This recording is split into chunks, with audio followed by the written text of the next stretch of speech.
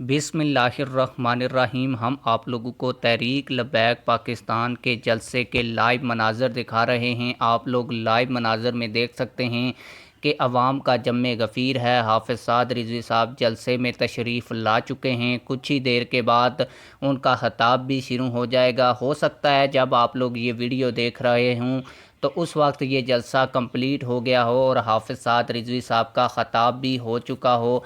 लेकिन आप लोगों को इसमें बड़ी इंटरेस्टिंग बात बताता चलूँ कि इसी जलसे के अंदर तहरीक लबैक पाकिस्तान के एक रहनुमा ने ख़िताब करते हुए कहा है कि खालिद लतीफ़ के ख़िलाफ़ जिस प्रोसिक्यूटर और जिस सरकारी वकील ने ये मुकदमा चलाया और खालिद लतीफ़ को 12 साल कैद की सज़ा दिलवाई, उसका भी जो सर काट कर लाएगा उसको 1 करोड़ रुपया इनाम दूंगा।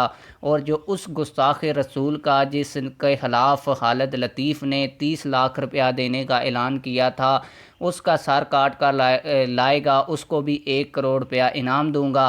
तो आप लोगों को तहरीक लबैक पाकिस्तान के उस रहनुमा की वीडियो दिखा दूं जिसमें उसने ये बड़ा ऐलान किया है। आइए उस रहनुमा की गुफ्तगू सुनते हैं।